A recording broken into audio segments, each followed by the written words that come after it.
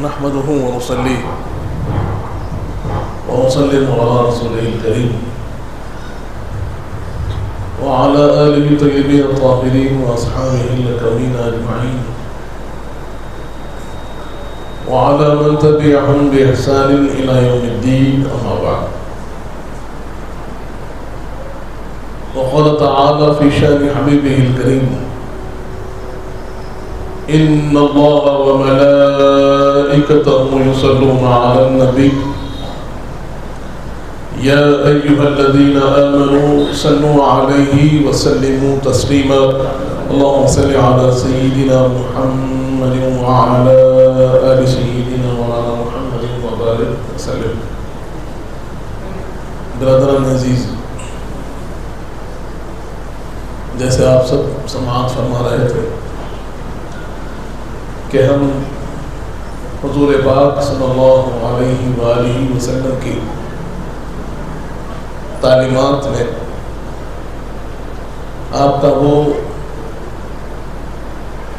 حکم جس میں ایک بھائی کا حق دوسرے بھائی پر کیا ہوتا ہے، ایک مسلمان کا تعلق دوسرے مسلمان سے کیسا ہوتا ہے اور کیسے اس کو نبھانا چاہیے، اس بارے میں ہم سماعت کر رہے تھے. اور یہاں تک ہم نے جان لیا کہ حضور پاک صلی اللہ علیہ وآلہ وسلم نے فرمایا کہ ایک مسلمان دوسرے مسلمان کا بھائی ہوتا ہے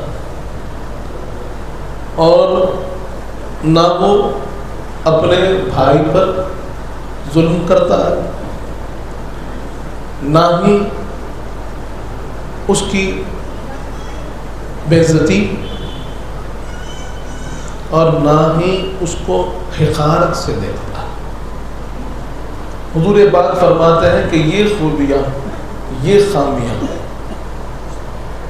یہ خرابیاں مسلمان میں نہیں ہو سکتی. کوئی مسلمان ظالم نہیں ہو سکتا. برادران عزیز، ہمارا یہ مزاج بن چکا ہے، یہ فکر بن چکی ہے کہ ہم جب ظلم کی بات سنتے ہیں، ظلم کا لفظ سنتے ہیں تو ہمارے ذہن میں یہ بات آ جاتی ہے کہ ظلم سے مراد مارنا اور پیٹنا ہے، ظلم سے مراد کسی پر حملہ کر دینا ہے. ظلم یہ ایک بہت وسیع معنی رکھنے والا لفظ ہے. ظلم کی حقیقت جو ہے، آپ جب ڈکشنری اٹھا کر دیکھیں تو معلوم ہوگا کہ وضع الشیء علی غیر محلہ ظلم، کہ کسی چیز کو اس کے مقام سے ہٹا کر رکھ دینا ظلم، کہ جس کا جو مقام ہے، جس کا جو حق ہے، اس حق کو ادا کرنا. اور اگر آپ اس حق کو ادا کرنے میں کوتاہی کر رہے ہیں، اس حق کو دینے میں کمی کر رہے ہیں، تو پھر آپ ظلم کر رہے ہیں. مار پیٹ ظلم نہیں ہے، والدین کے سامنے اف بھی کہہ دینا ظلم ہے، کیونکہ قرآن کہتا ہے وَلَا تَقُلْ أُفٍّ لَهُمَا، کہ والدین کے سامنے اف بھی نہیں کہنا. تو اگر اب کوئی بچہ کسی وجہ سے، کسی سبب سے، کسی بھی سچویشن میں اگر اپنے والد صاحب کے سامنے، اپنے والدہ کے سامنے آواز کو بلند کرتا ہے، اف تک اگر کہہ دیتا ہے، تو پھر وہ اللہ کی نظر میں ظالم ہے. اسی طرح کسی کے ساتھ بد اخلاقی سے پیش آنا، کسی کے دل کو اپنی زبان سے ٹھیس پہنچا دینا، کسی کو کسی قسم کی زحمت دینا، یہ بھی ظلم کہلاتا ہے. تو برادران عزیز، حضور پاک فرماتے ہیں کہ مومن وہ ہے جو لوگوں کے ساتھ رحم کرتا ہے، ظلم نہیں کرتا، زیادتی نہیں کرتا، تکلیف نہیں دیتا. کسی قسم کی تکلیف ہو، مومن تکلیف نہیں دیتا، راحت دیتا ہے. برادران عزیز، کیونکہ اس بات پر بار بار زور دینے کی وجہ کیا ہو رہی ہے؟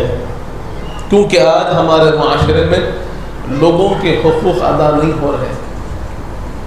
ایک دوسرے کا خیال نہیں رکھا جا رہا ہے، چھوٹی چھوٹی باتوں پر ناراضگیاں ہو رہی ہیں، تعلقات ختم کیے جا رہے ہیں، دوریاں بڑھتی چلی جا رہی ہے۔ ایک گھر میں دو سگے بھائی محبت سے نہیں رہ پا رہے ہیں، وجہ کیا ہے؟ وجہ اس کی بنیاد یہ ہے کہ ہم حضور پاک کے احکام سے دور ہو رہے ہیں، حضور پاک نے جو سمجھایا ہے اس فکر سے دور ہو رہے ہیں، اپنی نفسانی خواہشات کے پیچھے چل رہے ہیں۔ مجھے تکلیف ہوئی، مجھے زحمت ہوئی، مجھے پسند نہیں آیا، اس بات پر ہمارے فیصلے ہو رہے ہیں۔ ہمارے فیصلے ہونے چاہیے حضور پاک کے حکم پر کہ حضور پاک کیا فرماتے ہیں، حضور پاک کیا سمجھاتے ہیں، حضور پاک نے ہمیں کیا طریقہ سکھایا ہے، کیونکہ ہم جان ہی نہیں رہے ہیں۔ ہمارے سامنے نہ احادیث ہے نہ قرآن مجید کی تعلیمات ہیں، اس لیے ہم اپنے حساب سے فیصلے کرتے چلے جا رہے ہیں اور بگاڑ پیدا ہوتا چلا جا رہا ہے۔ اگر بگاڑ کو دور کرنا ہے تو حضور پاک صلی اللہ علیہ وآلہ وسلم کے احکام کو سمجھنا ہوگا، جاننا ہوگا اور اس پر عمل کرنا ہوگا۔ برادران عزیز، تبھی حضور پاک فرماتے ہیں کہ مسلمان ظالم نہیں ہوتا، مسلمان دھوکہ نہیں دیتا، مسلمان کبھی اپنے بھائی کو حقارت کی نظر سے نہیں دیکھتا۔ یہاں تک تو ہم نے سماعت کیا۔ اب آگے ارشاد ہوتا ہے، حضور پاک ارشاد فرماتے ہیں التقوی ہاہنا۔ حضور پاک صلی اللہ علیہ وآلہ وسلم اپنے سینے اقدس کی طرف اشارہ کرتے ہیں اور یہاں دل کی طرف بتاتے ہوئے فرماتے ہیں التقوی ہاہنا۔ تقوی جو ہوتا ہے وہ یہاں ہوتا ہے۔ آج لوگ تقوی یہاں دکھاتے ہیں، تقوی یہاں لباس میں دکھ رہا ہے۔ لوگ سمجھتے ہیں کہ ہم فلاں انداز کا لباس پہنیں گے تو متقی کہلائیں گے، اس طریقے سے داڑھی رکھ لیں گے تو متقی ہو جائیں گے، ٹوپی پہن لیں گے تو لوگ ہمیں نیک سمجھیں گے، ہم اس انداز میں گفتگو کریں گے تو لوگ ہمیں اچھا سمجھیں گے۔ حضور پاک فرماتے ہیں تقوی کا تعلق دل سے ہے۔ تمہارا دل کیسا ہے، دل میں کیا ہے،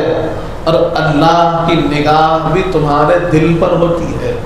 برادران عزیز، آج معاملہ یہ ہے کہ ہم زبان سے بڑی محبت سے بات کرتے ہیں، لوگوں سے مل رہے ہیں تو بڑے اچھے انداز میں ملاقات ہو رہی ہے، لیکن یہاں دل کی صفائی نظر نہیں آتی۔ وہی شخص جب لوٹ کر چلا جاتا ہے تو وہ دو لوگ جو کھڑے ہیں بعد والے اسی کے بارے میں برائی کر رہے ہیں، اسی کے عیبوں پہ گفتگو کر رہے ہیں، اسی کی خرابیوں پر بات ہو رہی ہے۔ جب سامنے تھا تو اچھے تھے، پلٹتے ہی یہ انداز کیوں بدلا؟ یہ مومن کا انداز ہے۔ ایک مسلمان دو چہرے والا نہیں ہوتا، اس کے اندر دو رنگ نہیں ہوتے، وہ ایک رنگ والا ہوتا ہے اور رنگ حضور پاک کا رنگ ہوتا ہے۔ برادران عزیز، اسی لیے حضور پاک فرماتے ہیں کہ تم جہاں چہروں پر محنت کر رہے ہو،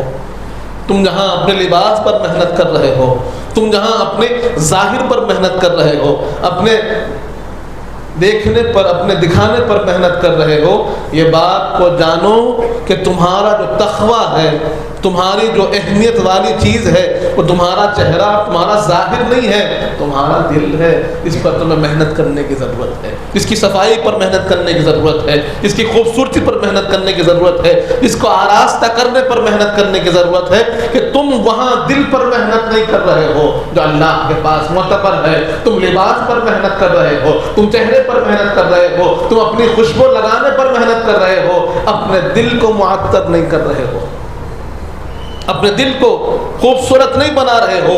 دل گناہوں کی وجہ سے، حسد کی وجہ سے، چغلی کی وجہ سے، غیبت کی وجہ سے، نفرت کی وجہ سے کالے پر کالا ہوتا چلا جا رہا ہے، اس پر گناہوں کا زنگ چڑھتا چلا جا رہا ہے، ہمیں اس کا خیال نہیں ہے۔ خیال ہے تو ظاہری چہرے کا خیال ہے۔ حضور پاک فرماتے ہیں کہ تمہارا تقویٰ تمہارے دل میں ہے، دل کو سنبھالو، دل کو سدھارو، دل کو صاف کرو۔ برادران عزیز، زبان سے کچھ نہیں کہتے کوئی بات نہیں، دل صاف ہونا چاہیے، دل میں کسی کے لیے برائی نہ رکھو۔ زبان خاموش ہے کوئی بات نہیں ہے، خاموشی اختیار کیجیے، لیکن دل میں کسی کے لیے برائی مت رکھیے، کسی کے لیے نفرت مت رکھیے، کسی کے لیے حسد مت رکھیے، کسی کے لیے جلن مت رکھیے۔ آج ایسے ہی ہو رہا ہے، زبان پر کچھ اور ہے، دل پر کچھ اور ہے، ایسا نہیں۔ برادران عزیز، حضور پاک فرماتے ہیں کہ تقوی کا تعلق جو ہے وہ دل سے ہے، اور دل پر محنت کرنے کی ضرورت ہے۔ دل صاف ہوتا ہے ذکر خدا سے،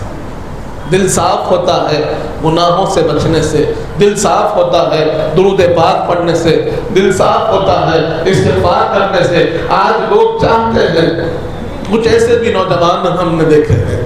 جن کے پاس تڑپ ہے، جو چاہتے ہیں کہ ہم اللہ سے قریب ہو جائیں، جو چاہتے ہیں کہ ہم گناہوں سے بچتے چلے جائیں، جو چاہتے ہیں کہ ہمارا قلب صاف ہو، ہمارا دل صاف ہو، ہماری روحانیت میں اضافہ ہو۔ جب اگر لوگ چاہتے ہیں تو انہیں چاہیے کہ سب سے پہلے وہ گناہوں سے بچیں، سب سے پہلے جو خرابیاں ہیں، جو گناہ ہیں، اس سے بچنا ضروری ہے۔ اگر کوئی بندہ، اگر کوئی یہ کوشش کر رہا ہے کہ وہ عبادت کرے، ذکر کرے، ریاضت کرے، اور اگر وہ گناہوں سے نہیں بچتا ہے، خرابیوں سے نہیں بچتا ہے، تو اسی بیمار کی مثال ہے کہ ایک طرف دوا بھی کھا رہا ہے اور ایک طرف پرہیز بھی نہیں کر رہا ہے۔ آج شوگر کی بیماری عام ہو گئی، اللہ ہمارے بچوں کو، ہمارے بڑوں کو اس بیماری سے محفوظ رکھے۔ لیکن اس بیماری کو اگر آپ غور سے دیکھیں، جو اس کے بیمار ہوتے ہیں ان کے لیے دو چیزیں ضروری ہوتی ہیں۔ ایک طرف جہاں وہ دوا کھاتے ہیں، جہاں وہ انجیکشن لیتے ہیں، وہیں پر ڈاکٹر انہیں یہ مشورہ بھی دیتا ہے کہ آپ کو ان تمام چیزوں سے پرہیز کرنا پڑے گا۔ اور ہم دیکھتے ہیں ہمارے بہت سے بھائیوں کو، وہ شکایت کرتے ہیں کہ شوگر کم نہیں ہو رہی ہے، مرض کم نہیں ہو رہا ہے، بیماری کم نہیں ہو رہی ہے۔ ان سے پوچھا جائے کہ بھائی آپ دوا کھا رہے ہیں، تو کہتے ہیں ہاں ہم تو دوا پابندی سے کھا رہے ہیں، پابندی سے دوا کھا رہے ہیں، پھر بھی کم نہیں ہو رہی ہے۔ جب ان سے پھر پوچھا جائے کہ اچھا یہ بتائیے کیا آپ پرہیز کر رہے ہیں، کیا آپ میٹھا چھوڑ دیے، کیا آپ چاول چھوڑ دیے، کیا آپ نے یہ تمام چیزیں جس سے ڈاکٹر نے پرہیز کا حکم دیا، آپ وہ تمام چیزوں سے پرہیز کر رہے ہیں؟ وہ کہتے ہیں کہ پرہیز میں کوتاہی ہو رہی ہے۔ رزلٹ ہمارے سامنے ہے کہ دوا پابندی سے جانے کے باوجود بھی بیماری کم نہیں ہو رہی ہے۔ وجہ یہ ہے کہ وہ بندہ پرہیز نہیں کر رہا ہے۔ ویسے ہی مثال ہمارے اپنے عمل کی بھی ہے، ہمارے اپنے دل کی بھی ہے، ہمارے اپنے کردار کی بھی ہے کہ اگر ہم نماز پڑھ رہے ہیں، اگر ہم ذکر کر رہے ہیں، اگر ہم قرآن پڑھ رہے ہیں، اگر ہم صدقہ و خیرات کر رہے ہیں، یہ بہت اچھی چیز ہے، لیکن اگر ساتھ میں گناہوں کے ساتھ اجتناب نہیں ہو رہا ہے، غیبت سے نہیں بچ رہے ہیں، چغلی سے نہیں بچ رہے ہیں، حسد سے نہیں بچ رہے ہیں، ظلم سے نہیں بچ رہے ہیں، جھوٹ سے نہیں بچ رہے ہیں، برائی سے، بے حیائی سے نہیں بچ رہے ہیں، تو پھر ہم دیکھ رہے ہیں کہ دل میں جو روشنی آنی چاہیے، وہ جو مزہ و مٹھاس آنی چاہیے، نہیں آ رہا ہے۔ نماز میں کھڑے ہیں تو حلاوت محسوس نہیں ہوتی، ذکر میں بیٹھے ہیں تو توجہ محسوس نہیں ہوتی۔ وجہ یہ ہے کہ ہم نے گناہوں سے پرہیز نہیں کیا۔ اسی لیے ان عبادات کی جو حقیقت ہونی چاہیے، ان عبادات کا جو آدمی کو کیفیت ہونی چاہیے، وہ کیفیت محسوس نہیں ہو رہی ہے۔ تو اگر ہم کو کچھ بننا ہے، اللہ کی بارگاہ میں قریب ہونا ہے، اللہ کے سامنے محبوب بننا ہے، تو ایک طرف جہاں ہم اللہ کی بارگاہ میں عبادت کریں، ذکر کریں، صدقہ خیرات کریں، قرآن کی تلاوت کریں، وہیں پر گناہوں سے بچنا بھی ضروری ہے۔ اسی لیے حضور پاک نے فرمایا التقویٰ ہاہنا، تقویٰ تمہارے دل میں ہے، دل کو صاف رکھو، دل سے برائی کو دور کرو۔ اور اگر کسی کو یہ خیال ہوتا ہے کہ بھئی میں برے کو برا کہہ رہا ہوں، تو آپ کو یہ بتایا گیا، مولا علی مشکل کشا سمجھاتے ہیں کہ آدمی کو چاہیے کہ جب کبھی برائی دیکھے تو اپنی دیکھے، برائی پہلے، اگر آپ کو برائی دیکھنا ہی ہے، برائی کی طرف توجہ دینی ہی ہے، کسی کے عیب دیکھنے ہی ہے، کسی کی کمزوری دیکھنی ہی ہے، تو پھر سب سے پہلے اپنی کمزوری دیکھو، تمہارے اندر کیا کمزوری ہے، تمہارے اندر کیا خرابی ہے، تمہارے اندر کہاں کوتاہی ہے، تمہارے اندر کون سا عیب چھپا ہوا ہے، تمہارے اندر عمل میں، کردار میں، اخلاق میں کہاں کمزوری ہے، اس کو غور کرو، کیونکہ تمہارا معاملہ تمہارے ساتھ ہے، دوسرے کا معاملہ دوسرے کے ساتھ ہے۔ سوال ہمارا ہم سے ہوگا، ہمارے عیبوں کے بارے میں پوچھا جائے گا، اور جب بندہ اپنے عیبوں پر نظر رکھتا ہے تو پھر اس کے عیبوں میں سدھار شروع ہو جاتا ہے، وہ عیبوں کو صاف کرنا شروع کر دیتا ہے، اپنی کمزوریوں کو دور کرنا شروع کر دیتا ہے۔ تو اس لیے بتایا گیا کہ اگر تم کو دیکھنا ہے تو اپنی کمزوریوں کو دیکھو، تم اپنی کمزوریوں کو دور کرنے والے بن جاؤ۔ آگے حضور پاک نے ارشاد فرمایا بحسب امرئ من الشر ان يحقر اخاه، حضور پاک فرماتے ہیں کہ آدمی کے برا ہونے کے لیے، ایک آدمی برا ہے، اس کی برائی کے ظاہر ہونے کے لیے یہ بات بہت کافی ہے کہ وہ اپنے بھائی کو حقارت سے دیکھے۔ اگر کوئی بندہ، حضور پاک فرماتے ہیں کہ اپنے کسی بھائی کو حقیر سمجھتا ہے، کمتر سمجھتا ہے، اپنے سے زیادہ چھوٹا سمجھتا ہے، تو حضور پاک فرماتے ہیں اس بندے کے برا ہونے کے لیے یہ کافی ہے۔ ساری خوبیاں ایک طرف ہوگی، اس کی عبادات، اس کے ریاضات سب ایک طرف، حضور پاک فرماتے ہیں کہ اگر اس کی سوچ ایسی ہے، اس کی فکر ایسی ہے کہ یہ اپنے بھائی کو دیکھتا ہے تو اس کی کمزوری کو دیکھتا ہے، اس کی کمتری کو دیکھتا ہے، اس کی غربت کو دیکھتا ہے، اس کے رنگ کو دیکھتا ہے، اس کے لباس کو دیکھتا ہے، اور اس کے بعد یہ سمجھتا ہے کہ میں اس سے بہتر ہوں، یہ مجھ سے کمتر ہے، میں اس سے زیادہ اچھا ہوں، یہ مجھ سے سامنے کچھ بھی نہیں ہے، اگر یہ فکر آ رہی ہے، حضور پاک فرماتے ہیں کہ یہ فکر برے آدمی کی فکر ہے۔ حضور پاک کی نگاہ میں ایسا بندہ برا ہے، ایسا آدمی برا ہے جو اپنے بھائی کو حقیر سمجھتا ہے۔ برادران عزیز، جیسے میں نے عرض کیا، اللہ کو یہ بات پسند نہیں، اللہ کو تکبر پسند نہیں، اللہ کو فقر پسند نہیں، اللہ کو خود پسندی پسند نہیں، اللہ کو یہ بات پسند نہیں ہے کوئی اپنے آپ کو دوسرے سے بہتر سمجھتا ہو، بلند سمجھتا ہو اور دوسرے کو حقیر سمجھتا ہو۔ برادران عزیز، آج ہمارے معاشرے میں یہ بات ہم محسوس کر رہے ہیں۔ لوگ آج جب بیٹھنا چاہتے ہیں تو فلاں کے ساتھ نہیں بیٹھتے، فلاں کے ساتھ بیٹھتے ہیں، یہ بات چل رہی ہے۔ اور ایسا نہیں ہے کہ چلو وہ گناہگار ہے، اس کے اندر کچھ خرابیاں ہیں، بری عادات ہے، بری عادتوں کی وجہ سے اس سے دور ہو رہے ہیں، نہیں، اس کی کمزوریوں کی وجہ سے دور ہو رہے ہیں۔ وہ غریب ہے تو ہم ساتھ بیٹھنا نہیں چاہتے، اس کا لباس اچھا نہیں ہے تو ہم ساتھ بیٹھنا نہیں چاہتے، اس کے پاس بڑی گاڑی نہیں ہے تو وہ عزت والا نہیں ہے، اس کے پاس فلاں فون نہیں ہے تو وہ عزت والا نہیں ہے۔ ہماری نگاہیں اس طرف جا رہی ہے کہ اگر اس کے پاس یہ گھر ہے، گاڑی ہے، فون ہے، لباس ہے، کانٹیکٹس ہے، بینک بیلنس ہے تو پھر ہاں وہ عزت والا ہے، ورنہ ہماری نگاہوں میں اس کی عزت نہیں۔ حضور پاک فرماتے ہیں یہ تمہاری سوچ خراب ہے، اور تمہاری خرابی کا اعلان ہو رہا ہے اس بات سے، تمہاری فکر سے، جب تم یہ کہہ رہے ہو کہ فلاں آدمی حقیر ہے۔ نہیں برادران عزیز، حضور پاک فرماتے ہیں کہ ایک مومن اپنے بھائی کو کبھی حقیر نہیں سمجھتا، ہمیشہ اس کی عزت کا خیال رکھتا ہے، ہمیشہ اس کی آبروی کا خیال رکھتا ہے، ہمیشہ اس کے مقام کا خیال رکھتا ہے۔ اور ہم جب اولیاء اللہ کے سیرت کو اٹھا کر دیکھتے ہیں، ان کے پاس آپ دیکھیے، اپنے بزرگوں کی حیات بابرکت کو پڑھیے تو معلوم ہوگا کہ سب سے اعلیٰ ان کے پاس کوئی چیز تھی، یعنی سب سے زیادہ فرق کرنے والی چیز عام لوگوں سے، کہ وہ جب ملتے لوگوں سے تو بالکل ایسے کہ ہر شخص کہتا کہ حضرت مجھے سب سے زیادہ چاہتے ہیں، سب سے زیادہ مجھ کو چاہتے ہیں۔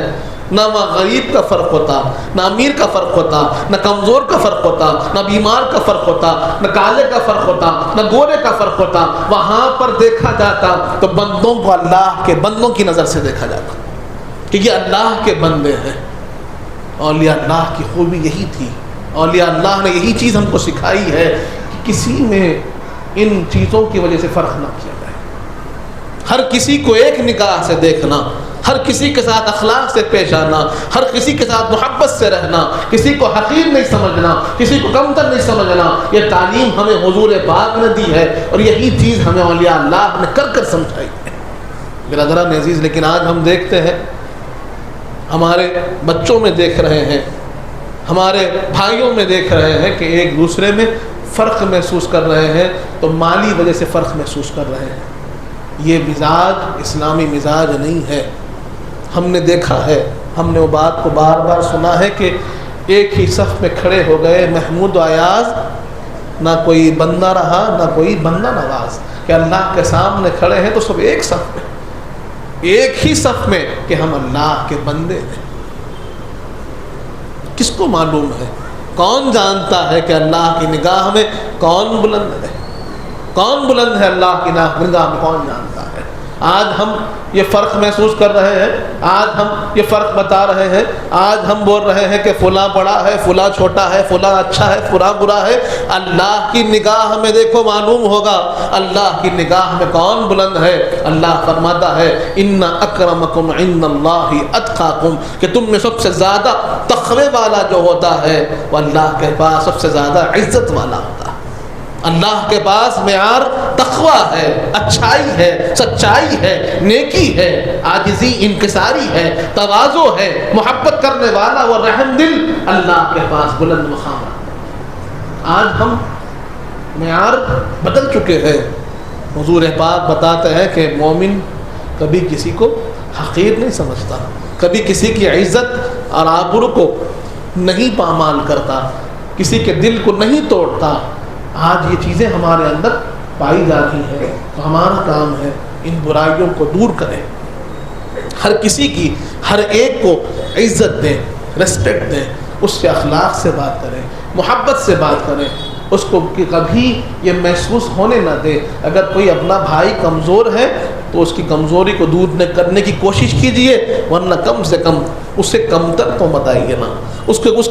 کی عزت کو لوگوں کے سامنے پامال تو نہ کیجئے، یہ بات ظاہر تو نہ کیجئے کہ وہ کمزور ہے اس لیے اس سے دور ہوں، جبکہ معاملہ یہ ہونا چاہیے اگر کوئی کمزور ہے تو اس کا ساتھ زیادہ دیا جائے، اس کے ساتھ کھڑا ہوا جائے اور اس کو مضبوط سے مضبوط کرنے کی کوشش کی جائے۔ لیکن آج ہمارا معاملہ الٹا ہو چکا ہے، جو ہمارے حضور پاک کے جو تعلیمات ہے اس سے برعکس ہو چکا ہے۔ ہمارا کام ہے کہ ہم ان تعلیمات پر عمل کریں جو حضور پاک نے ہمیں سمجھایا ہے، حضور پاک نے بتایا ہے، اور انہی پر چلنے سے ہم کامیاب ہوں گے۔ برادران عزیز، اللہ تعالیٰ سے دعا ہے